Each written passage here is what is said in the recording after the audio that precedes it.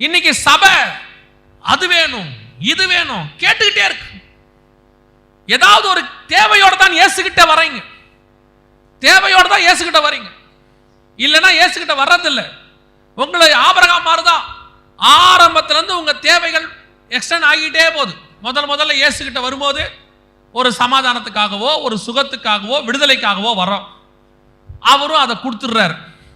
அப்புறம் கொஞ்ச நாள் கழிச்சு என் பையனுக்கு ஒரு நல்ல வேலை கிடைக்கணும், என் பொண்ணுக்கு ஒரு நல்ல வரன் கிடைக்கணும், இந்த குரலை முதல்ல மாத்துங்க. இயேசுநாதருக்கே டென்ஷன் ஆகுது.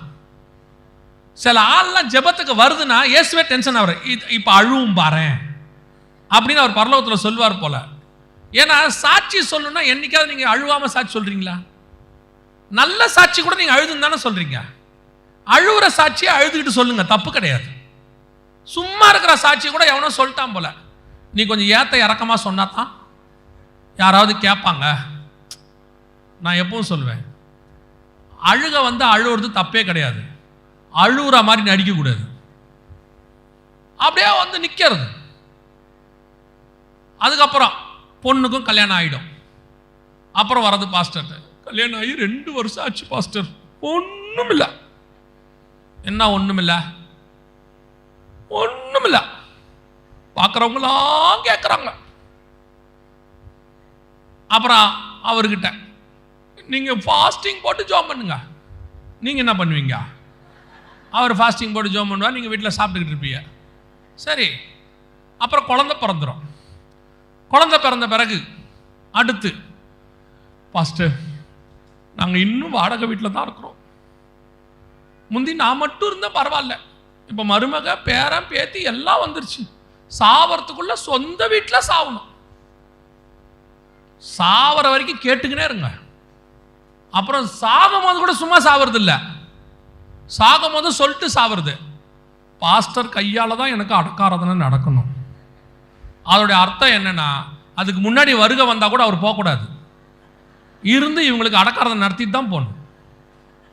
சாவற வரைக்கும் கேட்டுக்கிட்டே இருக்கிறது. ஆபிரகாம் மாதிரியே அவனுக்கு அது சாவறதுக்கு முன்னாடி ஞானம் வந்துருச்சு. சில ஆட்களுக்கு வர மாட்டேங்குது. இப்படிப்பட்ட சபையை வைத்துக்கொண்டு எழுப்புதல் கொண்டு வர முடியாது. இந்த சபையால் எழுப்புதல் கொண்டு வராது. ஏதோ ஒரு தேவையோடு கூட வருகிற சபை. உங்களுக்கு ஏத்த மாதிரியே ஊழியக்காரனும் வந்துட்டான். இப்ப கடைசி காலத்துல கேளுங்க, கிளைம் பண்ணு அப்படின்னு ஒரு ஊழியம் இருக்கு. அதுக்கு நிறைய பேர் இருக்கு. Grace, hyper grace, super grace, prosperity, செழிப்பு. இப்போ என்னமோ இவங்க தான் புதுசாக அதை கண்டுபிடிச்ச மாதிரி அவங்க சொல்லி தராங்க. ஆண்டவர்கிட்ட கேளுங்க, நீங்க கேட்டாதான் கர்த்தர் தருவார். உங்கள் தேவை என்ன என்பதை பரமபிதா முன்பே அறிந்திருக்கிறார். இப்போ இவனுக்கு என்னமோ பரமபிதாக்கு தெரியாத மாதிரியும் கேட்டா தான் தர மாதிரியும். அதுல விட பெரிய அபத்தம் என்ன தெரியுமா? ஒரு சர்ச்சில் செய்யறாங்க அநியாயம். இதெல்லாம் அவங்க சொல்றாங்க, நம்முடைய ஆசீர்வாதங்களை பிசாசு எடுத்துட்டு போயிருச்சான். இப்ப நம்ம பிசாசு கிட்ட அதை கேட்டு வாங்க போறோம்.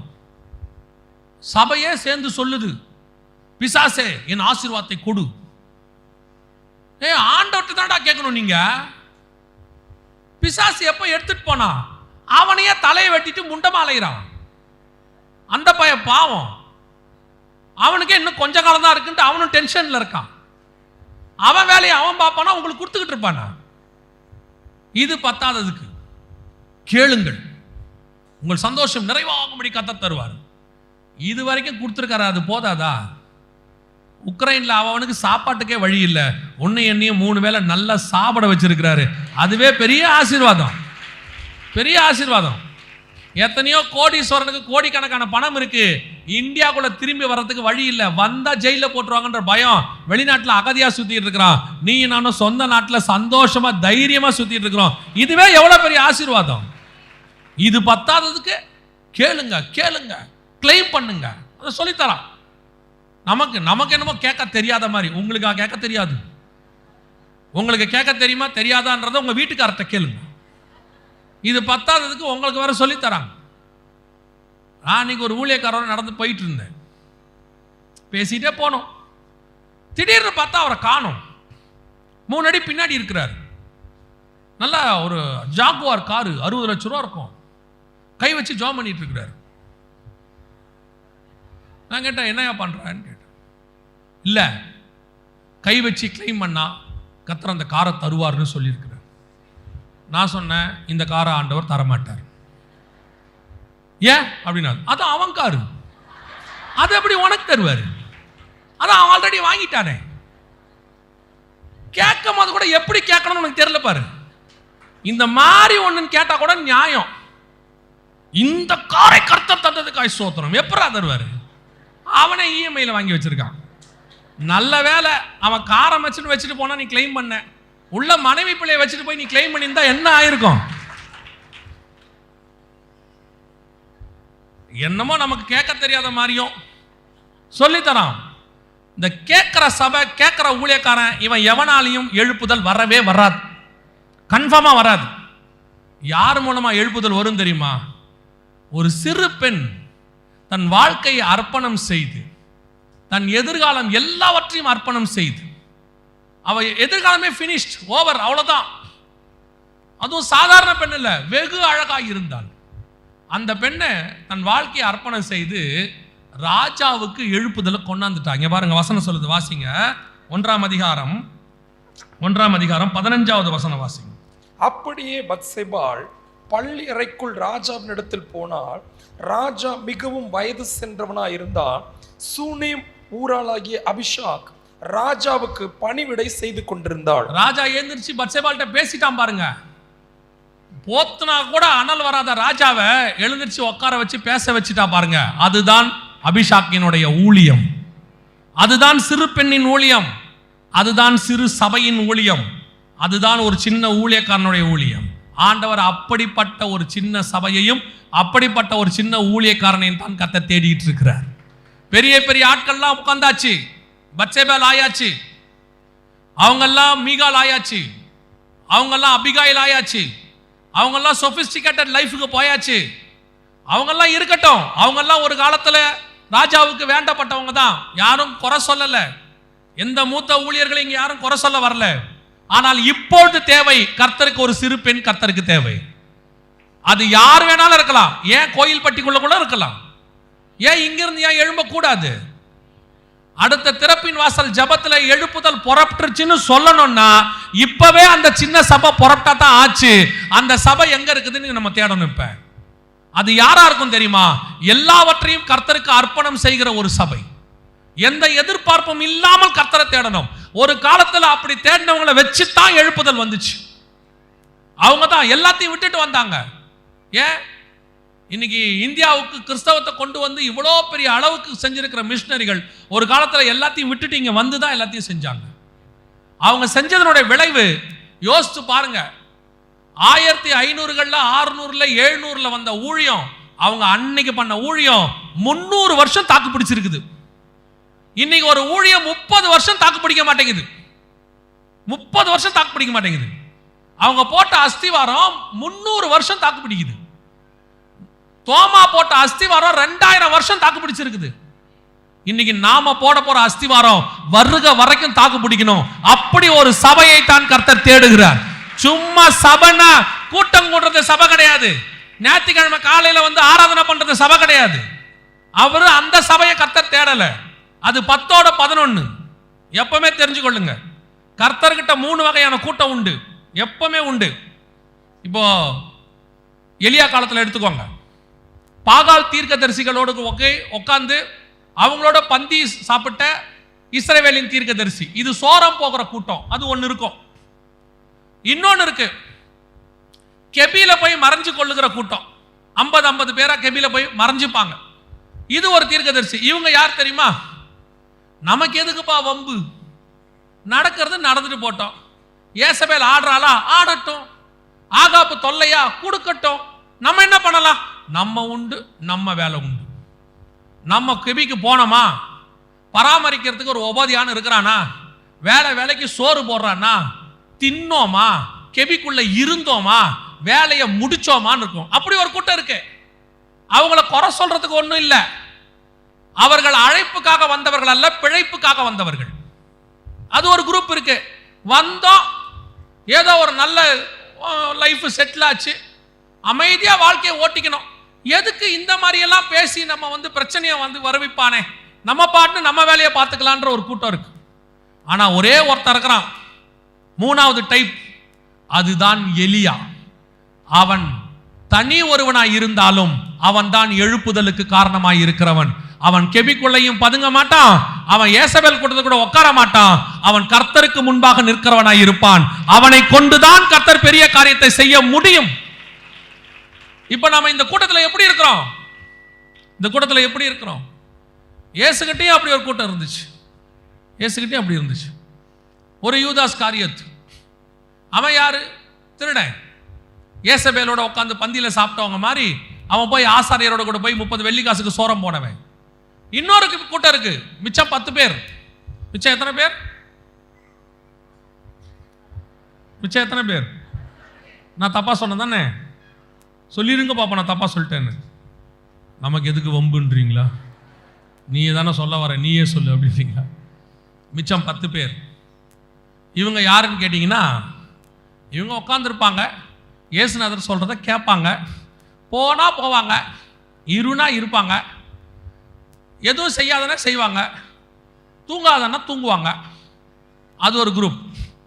ஆனா ஒரே ஒருத்தர் இருக்கான், அவன் ஏன் தெரியுமா? மார்பிலே சாய்ந்து கொள்ளுகிறவன். அவன் தான் ரகசியங்களை வாங்குகிறவன், அவன் தான் பரலோகத்துக்கே போகிறவன். அப்படிப்பட்ட ஒருத்தனை தான் கர்த்தர் இப்பொழுது தேடுகிறார். அந்த சபையை கொண்டுதான் கர்த்தர் பெரிய காரியத்தை செய்ய முடியும். ஏன் அந்த சபையா நீங்களும் இருக்கக்கூடாது, நானும் இருக்கக்கூடாது? ஏன் அது நம்ம இருக்கக்கூடாது? ஏன் 10ஓட 11 உட்கார்ந்து இருக்கணும்? இல்லைங்க, நான் ஒரு சின்ன ஊழியக்காரரு, நான் ஒரு சின்ன எவாஞ்சலிஸ்ட், நான் ஒரு சின்ன சபை வச்சிருக்கிறேன், என் சபையில 10 பேர் தான் இருக்கிறாங்க, என்னை யாருக்குமே தெரியாது, உன்னை யாருக்குமே தெரியாது, ஆனா பரலோகத்துக்கு கண்டிப்பா உன்னை தெரியும். அந்த 10 பேரை தான் பார்த்துக்கிட்டே இருப்பாரு, அந்த சபையை தான் பார்த்துக்கிட்டே இருப்பாரு. 5.5 லட்சம் புருஷர் புறப்பட்டாங்க, ஆனா அவர் ஒரே ஒரு ஜோஷுவா பார்த்துக்கிட்டே இருக்கிறாரு. 5.5 லட்சம் பேரையும் நடத்துற அந்த அதிகாரத்தை மோசேக்கு அப்புறம் யோசுவாவின் கையில் தான் கர்த்தர் கொண்டு போய் கொடுத்தார். நீ ஒரு நாள் மலையடி வாரத்தில் உட்கார்ந்திருந்த யோசுவா, ஒரு நாள் ஆசாரிப்பு கூடாரத்து வாசல்ல உட்கார்ந்திருந்த, எல்லாரும் வீட்டுக்கு போயிட்டாங்க, நீ வீட்டுக்கே போல, நீ சும்மா உட்கார்ந்திருந்த. அன்னைக்கு உன்னை பார்க்கறவெல்லாம் பைத்தியக்காரன்னா, நீங்க என்னங்க சத்தியம் சத்தியம் சத்தியம்ங்கிறீங்க, நீங்க என்னங்க சபை இப்படித்தான் நடத்தணுங்கிறீங்க, ஊரோட ஒத்து போனுங்க, எல்லாரும் போகும்போது நம்மளும் ஓடணுங்க, எல்லாரும் அம்மனமா ஓடும்போது நம்ம எப்படி ஓடுறது? எல்லாரும் தப்பு பண்றான்றதுனால தப்பு சரி ஆயிடாது. ஒரு நாளும் சரியா பேசுற ஒருத்தன் நின்னானா அவன் பக்கம் தான் கர்த்தர் நிற்பார். உலகம் வேணா அவன் பக்கம் நிக்கட்டும், ஆனால் உன் பக்கத்திலும் என் பக்கத்திலும் கர்த்தர் நிற்பார். திட்டவன் திட்டுவான், திட்டிக்கிட்டே தான் இருப்பான், திட்டவன் இருக்கணும். அப்பதான் நீ நானும் கரெக்டா போறோம்னு அர்த்தம். நம்ம யாருக்கோ எரிச்சல் உண்டாக்குறோம், அவனுக்கு எரிச்சல் வரணும். இல்லைன்னா இவரு நம்மால் தாண்டா, நம்மள மாதிரியே தான் பேசுறாரு அப்படின்னா நீ நானும் தப்பு பண்றோன்னு அர்த்தம். நம்மளை திட்டுறானா எதுக்கும் கவலைப்படாதீங்க. கர்த்தருக்கு தேவை தன் எதிர்காலத்தை பற்றி கவலைப்படாமல் எல்லாவற்றையும் அர்ப்பணம் செய்த ஒரு அபிஷாக்கை போல. கூப்பிடும் போது பாருங்க ஆண்டவர் எப்படி கூப்பிடுறாரு, எல்லாவற்றையும் விட்டு என்னை பின்பற்றி வா. அத்தனை பேரையும் கூப்பிடும்போது எப்படி கூப்பிடுறாரு? ஆபிரகாம் காலத்திலிருந்து என்ன கூப்பிடுறாரு? உன் தேசத்தையும் உன் இனத்தையும் உன் தகப்பன் வீட்டையும் விட்டு என்னை பின்பற்றி வா, நான் காண்பிக்கும் தேசத்துக்கு போ. எலிசாவை கூப்பிடும்போது எப்படி கூப்பிடுறாரு? ஏரையும் அடிச்சான், மாடையும் அடிச்சான், எல்லாம் ஓவர், பின்னாடி வா. அவரோட அர்த்தம் என்ன? எல்லாம் முடிஞ்சு போச்சு, இனி நான் யாருக்கு பின்னாடி போயிட்டேன்? எலியாவுக்கு பின்னாடி போயிட்டேன். பிடிச்ச 2 போட்டு மீன் இருக்குது, விற்று என்னை பின்பற்றி வா. அப்பாவும் வலையும் இருக்கு, விற்று என்னை பின்பற்றி வா. ஏன்? அப்படிப்பட்டவனால மட்டும்தான் எழுப்புதலை கொண்டு வர முடியும். எதையாவது எதிர்பார்த்து, எதையாவது தேடி, ஏதாவது ஒரு தேவையோடு கூட இயேசுவை பின்பற்றுகிற சபை ஊழியக்காரன் விசுவாசி உங்கள் மூலமாக எழுப்புதல் வராது. இப்பவும் கர்த்தர் தேடுறாரு, இப்பவும் கர்த்தர் தேடுறாரு. இந்த உலகம் எனக்கு பாத்திரம் அல்ல, என் ஜீவன் கூட எனக்கு பெரியதல்ல, என் தேவனுடைய திட்டம் தான் எனக்கு பெரியது. அவருக்காக வாழவும் சாகவும் தயார் என்று தீர்மானம் எடுக்கிற ஒரு கூட்டம், அந்த கூட்டம் இருந்தா சொல்லுங்க, அந்த கூட்டத்தில் கர்த்தர் பெரிய எழுப்புதலை கொண்டு வர போகிறார். அந்த கூட்டம் தான் கர்த்தர் இப்ப தேடுறார். அந்த 120 பேர் யாரு? சாதாரண ஆள் நினைச்சிட்டீங்களா? அந்த 120 பேர் சாதாரணமானவங்களா? எல்லாவற்றையும் விட்டு 3.5 வருஷம் இயேசுவை பின்தொடர்ந்தவங்க, தாய் தகப்பனை விட்டு எல்லாத்தையும் விட்டு பின்தொடர்ந்தவங்க. ஒரு நாள் இந்த உலகத்துக்கே ஆசீர்வாதமாய் அவர்கள் மாறி போனார்கள். அவர்கள் கொண்டு வந்த பரிசுத்தாவின் அபிஷேகம் 2000 வருஷம் பூமியை நிரப்பிக்கிட்டே இருக்கு. இன்னைய வரைக்கும் குறைவுபடாம ஓடிக்கிட்டே இருக்குது. யோசிச்சு பாருங்க, அவனுடைய 3.5 வருஷத்தின் தியாகம் 2000 வருஷம் மினிஸ்ட்ரி பண்ணும்னா நீ நானும் பண்ண போற தியாகம் அடுத்த 1000 வருஷத்துக்கு இந்த பூமியில மிகப்பெரியதான மாற்றத்தை கொண்டு வரும். அதுக்கு தான் கர்த்தர் உன்னை என்னையும் செலக்ட் பண்ணி இருக்கிறார். இப்ப எழுப்பணும், எழுப்புதல் வரணும். அந்த எழுப்புதலுக்கு நீங்களும் நானும் காரணமாக இருக்கணும். அதற்கு உங்களை என்னையும் கர்த்தர் ஒரு தியாகத்தோடு கூட தான் அழைக்கிறார்.